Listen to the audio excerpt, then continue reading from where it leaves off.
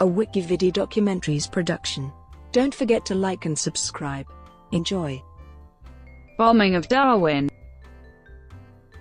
The Bombing of Darwin, also known as the Battle of Darwin, on the 19th of February 1942 was the largest single attack ever mounted by a foreign power on Australia.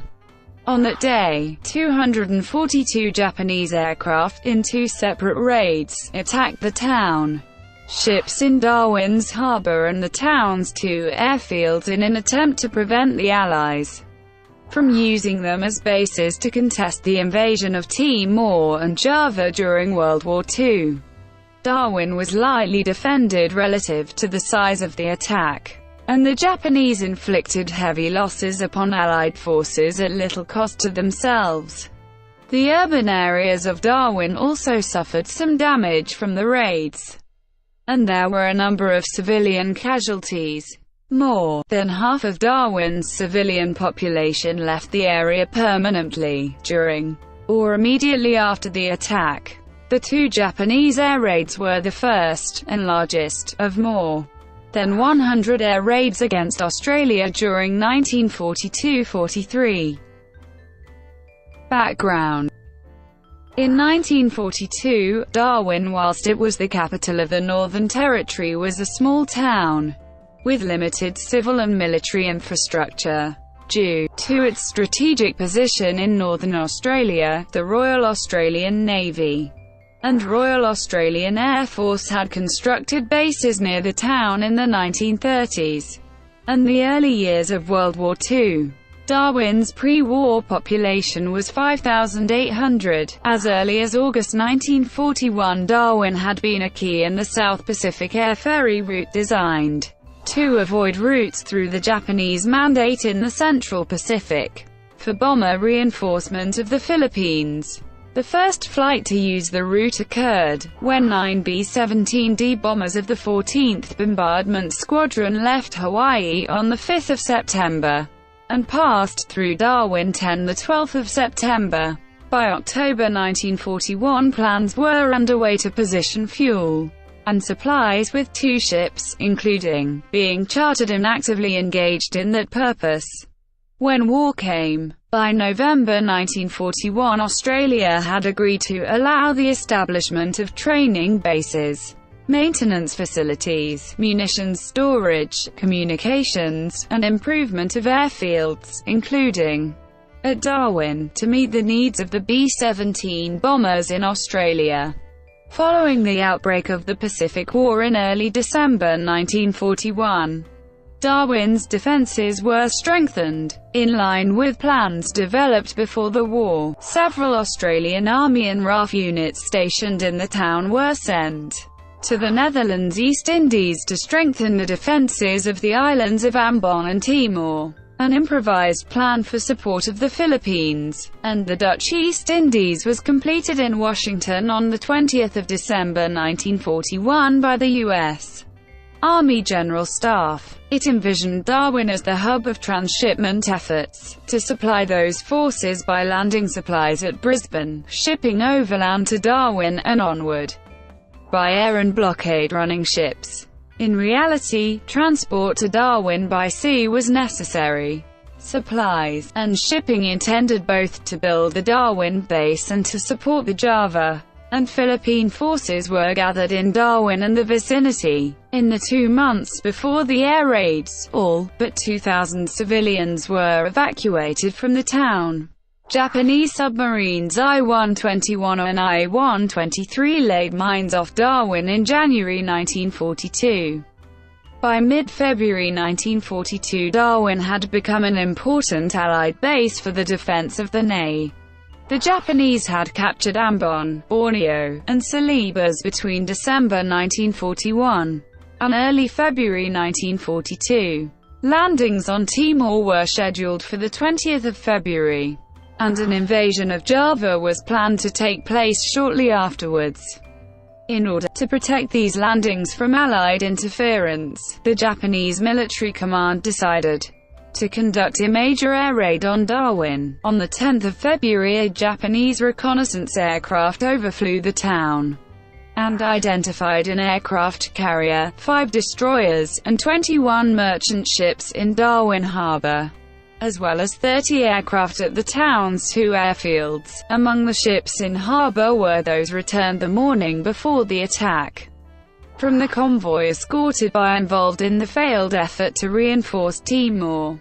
Houston had departed for Java, but left Mauna Loa and the Mex, which had attempted to transport Australian troops to Timor, and the U.S. Army transports Portmar and Tulungi, which had embarked a U.S. infantry regiment at Darwin. Opposing forces. Despite Darwin's strategic importance to the defence of Australia, the city was poorly defended. The Australian Army's anti-aircraft defences comprised 16 QF 3.7-inch AA guns and 2 3-inch AA guns to counter aircraft flying at high altitude, and a small number of Lewis guns for use against low-flying raiders. The crews of these guns had conducted little recent training due to ammunition shortages.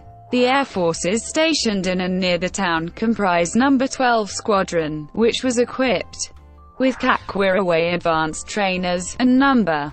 13 Squadron, which operated Lockheed Hudson light bombers. 6 Hudsons, 3 from No. 2 Squadron, and 3 from No. 13 Squadron also arrived at Darwin on the 19th of February after having been evacuated from Timor. None of the 6 wiraways at Darwin on the day of the raid were serviceable. At the time of the event, there were no radars functioning to provide early warning of air raids, and the town's civil defenses were dysfunctional. The Law Commission, which was appointed to investigate the raids shortly after they occurred, was informed that the Australian military estimated that Darwin would have needed 36 heavy anti-aircraft guns and 250 fighter aircraft to defend it against a raid of the scale which occurred on the 19th of February.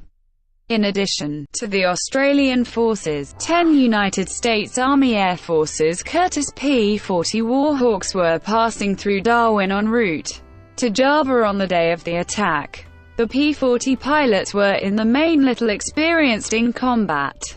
A total of 65 Allied warships and merchant vessels were in Darwin Harbour at the time of the raids.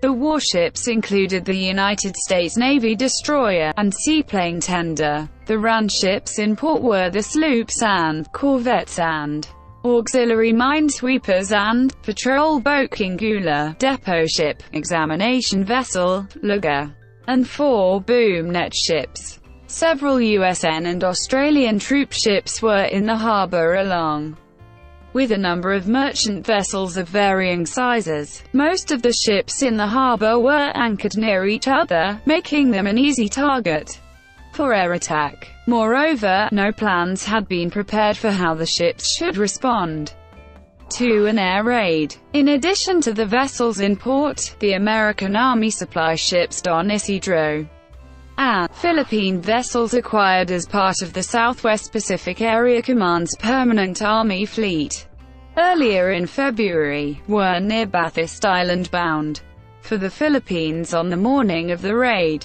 Darwin was attacked by aircraft flying from aircraft carriers and land bases in the NA. The main force involved in the raid was the 1st Carrier Air Fleet, which was commanded by Vice Admiral Chuichi Nagumo. This force comprised the aircraft carriers, and a powerful force of escorting surface ships. All 4 carriers had participated in the attack on Pearl Harbor at the start of the Pacific War. In addition to the carrier-based aircraft, 54 land-based bombers also struck Darwin in a high-level bombing raid nearly 2 hours after the first one struck at 0956. These comprised 27 G3M Nell bombers flying from Ambon, and another 27 G4M Betty bombers operating from Kendari and Salibas. First raid. The 4 Japanese aircraft carriers launched 188 aircraft on the morning of the 19th of February. The main objective of their crews was attacking ships and port facilities in Darwin Harbour. Their aircraft comprised 81 Nakajima B-5N light bombers, 71 Aichi D-3A dive bombers, which were escorted by 36 Mitsubishi A-6M fighters. While the B-5N was a purpose-built torpedo bomber, it could instead carry up to 800 kilograms of bombs. And there is no evidence of torpedoes being used on this occasion. The D-3A could carry up to 514 kilograms of bombs. All of these aircraft were launched by 8:45 a.m.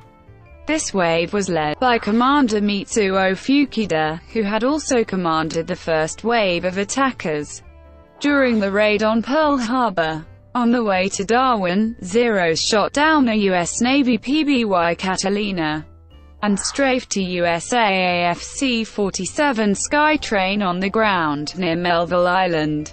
At 9:35 a.m. Father McGrath of the Sacred Heart Mission on Bathurst Island, who was also an Australian coastwatcher, sent a message using a pedal radio to the Amalgamated Wireless Postal Radio Station at Darwin that a large number of aircraft were flying overhead and proceeding southward.